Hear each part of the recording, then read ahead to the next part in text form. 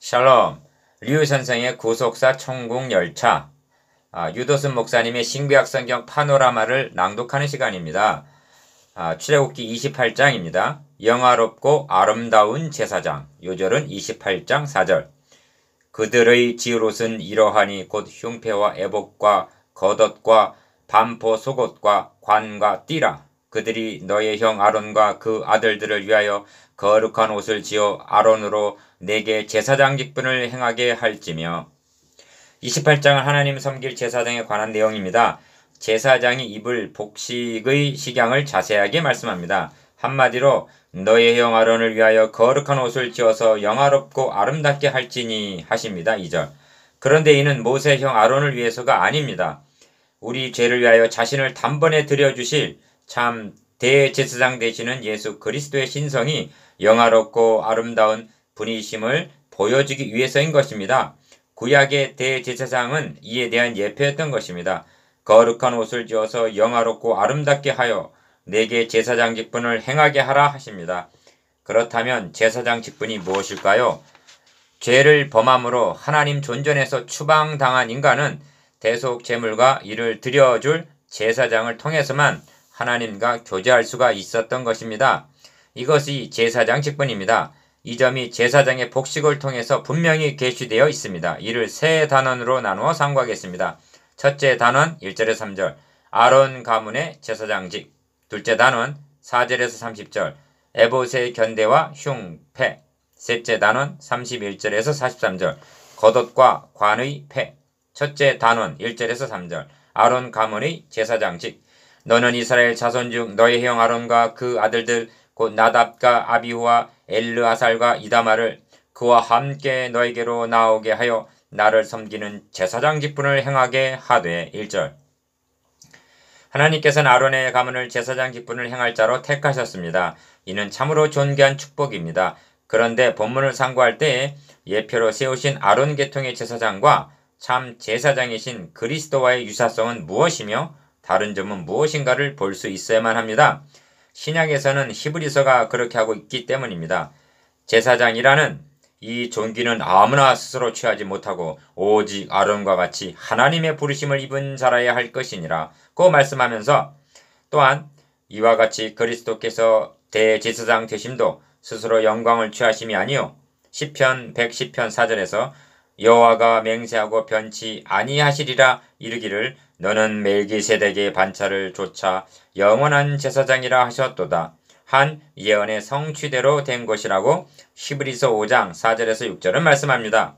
이것은 유사성입니다. 그러나 저희는 맹세 없이 제사장이 되었으니 오직 예수는 자기에게 말씀하신 자로 말미암아 맹세로 되신 것은 다른 점이라고 말씀합니다. 히브리서 7장 21절. 율법은 약점을 가진 사람들을 제사장으로 세웠거니와 율법 위에 하신 맹세의 말씀은 영원히 온전케 되신 아들을 세우셨느니라. 히브리서 7장 28절 하고 이것이 다른 점이라고 말씀합니다. 저들은 염소와 송아지의 피로 드렸으나 우리의 대제사장은 오직 자기 피로 영원한 속죄를 이루신 히브리서 9장 12절. 이것이 다르다고 말씀합니다. 저들이 같은 제사를 반복해서 드리면 이 제사로는 언제든지 죄를 없게 하지 못하기 때문이었으나 오직 그리스도는 죄를 위하여 한 영원한 제사를 드리시고 단번에 온전케 하신, 이것이 다르다고 말씀합니다. 히브리서 10장 11절에서 14절. 저희 제사장 된 자의 수요가 많은 것은 죽음을 인하여 항상 잊지 못함이로되 예수는 영원히 계신 고로 그 제사 직분도 갈리지 아니하나니 이것이 다른 점이라고 말씀합니다. 히브리서 7장 23절에서 24절. 이러한 대제사장이 우리에게 있는 것이라. 그리고 성경은 이렇게 말씀합니다. 이제 한 말의 중요한 것은 이러한 대제사장이 우리에게 있는 것이라. 히브리서 8장 1절. 성경 말씀은 모두가 중요한 것입니다. 그런 중에서도 성경 자체가 이것은 중요한 것이라고 말씀하고 있는 것, 그것이 바로 이러한 대제사장을 우리가 모셨다는 것입니다. 그가 하늘에서 위엄의 보좌 우편에 앉으셨느니라 하십니다. 그리고 그가 항상 살아서 저희 형제를 위하여 간구하심이니라. 히브리서 7장 25절 하십니다. 이는 자기 피로 구속하신 자를 잃지 않으시려 돌보심을 의미합니다. 이러한 대제사장을 우리가 모셨는데 그래도 부족합니까? 하나님은 지금 대제사장의 복식을 통하여 이러한 대제사장을 우리가 모셨다는 것이 얼마나 복스러운 일인가를 계시하려는 것입니다. 제사장의 복식 중에서 특히 주목해야 할 점은 에봇의 견대 7절과 과 흉패 15절 그리고 관의 패 36절입니다.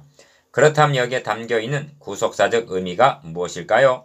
둘째 단원 6절에서 30절 에봇의 견대와 흉패 그들이 금실과 청색, 자색, 홍색 실과 가늘게 꼰 배실로 공교히 짜서 에봇을 짓되 그것에 견대두를 달아 그 두 끝을 연하게 하고 6절 7절 제사장의 복식 중에서 우선적으로 에봇을 말씀합니다. 에봇은 겉옷 위에 입는 일종의 족궤와 같은 것입니다. 이 에봇이 제사장의 옷 중에서 가장 중요한 것이요.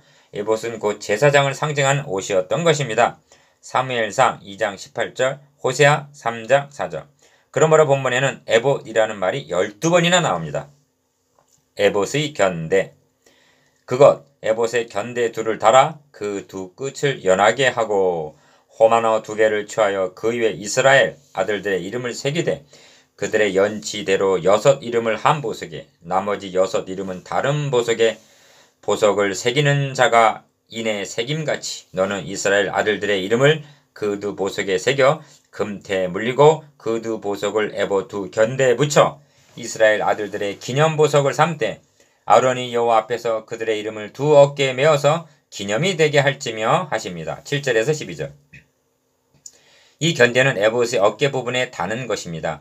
그런데 견대에는 호마노라는 두 보석에 한쪽에 6지파 12지파의 이름을 새겨서 달라고 말씀합니다.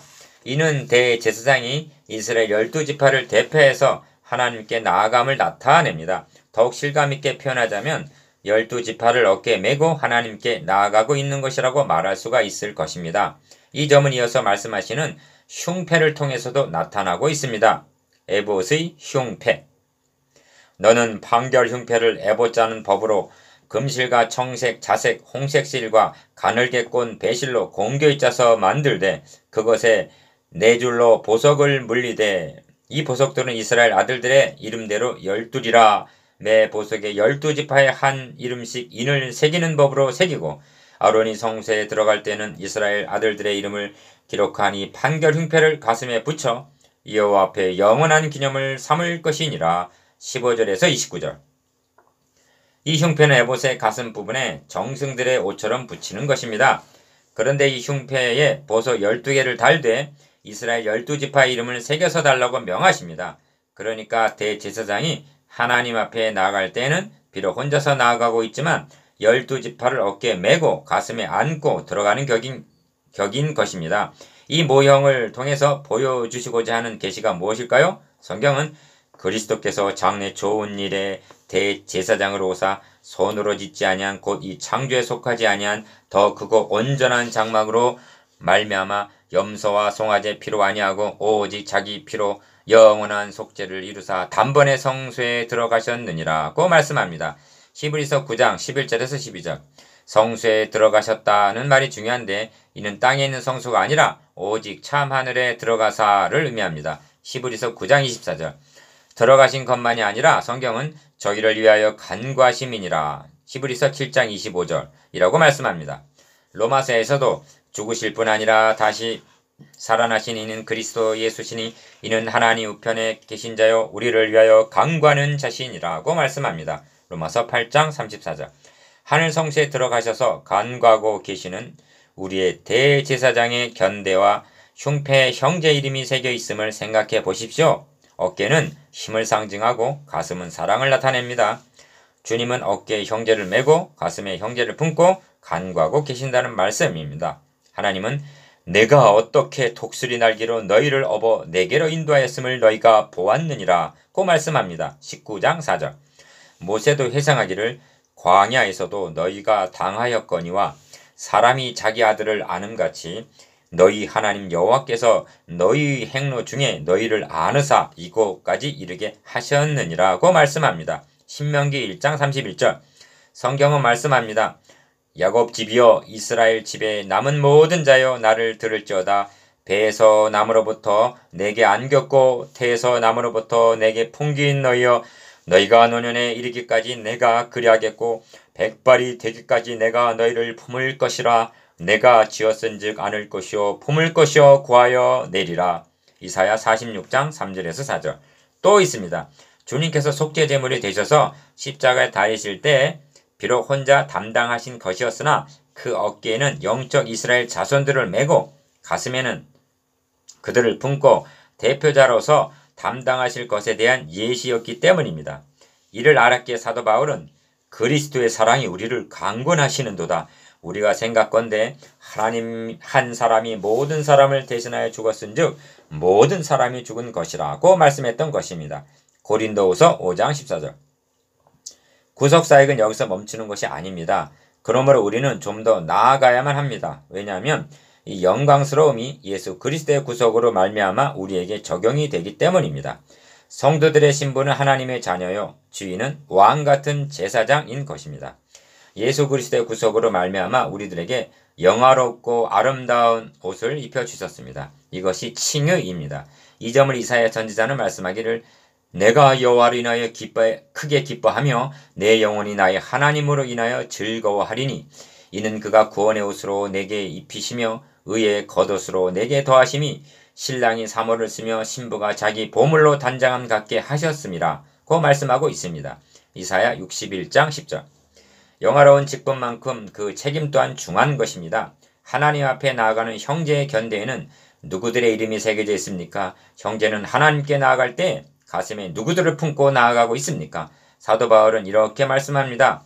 나로 이방인을 위하여 그리스도 예수의 일꾼이 되어 하나님의 복음의 제사장 직무를 하게 하사 이방인을 제물로 드리는 그것이 성령 안에서 거룩하게 되어 받음직하게 하려 하심이라. 로마서 15장 16절. 이것이 에베소의 견대와 흉패를 통한 적용입니다. 셋째 단원 31절에서 43절. 겉옷과 관의 패. 너는 에봇 받침 겉옷을 전부 청색으로 하되 두 어깨 사이에 머리 들어갈 구멍을 내고 그 뒤에 갑옷 깃같이 깃을 짜서 찢어지지 않게 하고 그 옷 가장자리로 돌아가며 청색, 자색, 홍색 실로 성류를 수놓고 금방울을 간격하여 달라. 31절에서 33절. 본 단어는 겉옷과 관에 붙일 패에 관한 내용입니다. 겉옷을 통해서 두 가지 요점을 깨닫게 됩니다. 첫째는 찢어지지 않게 하라는 의미입니다. 32절. 일부러 찢는 것은 물론이요. 겉옷을 입고 벗을 때 실수로라도 찢어지지 않도록 머리 들어갈 구멍을 마치 갑옷같이 견고하게 짜서 만들라는 말씀입니다. 어째야 찢어짐을 이토록 방지하고 있는 것일까요? 성경에서 옷을 찢으면 극도의 비통함을 나타내는 행위입니다. 사사기 11장 35절, 열왕기 하 19장 1절. 그러므로 제사장은 어떤 경우에도 비통해하거나 절망해서는 아니 된다는 의미인 것입니다. 그리하여 관유로 부음을 받고 위임되어 예복을 입은 대제사장은 그 머리를 풀지 말며 그 옷을 찢지 말라고 명하셨던 것입니다. 레위기 21장 10절. 왜 그렇습니까? 하나님을 섬기는 제사장이 절망감에 빠져 그 옷을 찢는다면 이는 구속사역을 주권적으로 성취해 나가시는 하나님의 주권에 대한 경건치 못함이요 불신앙이 될 수가 있기 때문입니다. 제사장이 하나님을 믿지 못하고 절망감에 빠진다면 제사장을 통해서 위로와 소망을 받아야 할 백성들은 어찌하란 말입니까?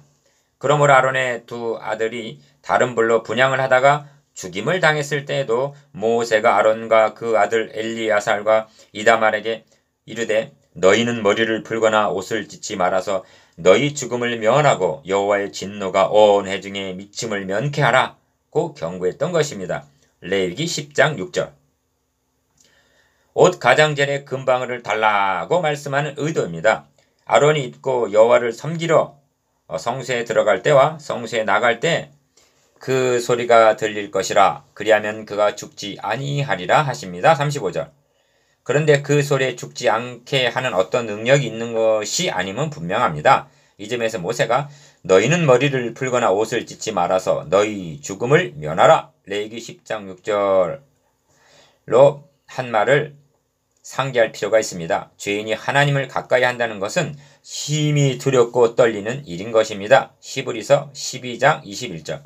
그렇다면 이 금방울 소리는 대제사장의 마음을 경성케 하는 의미가 있는 것으로 여겨집니다.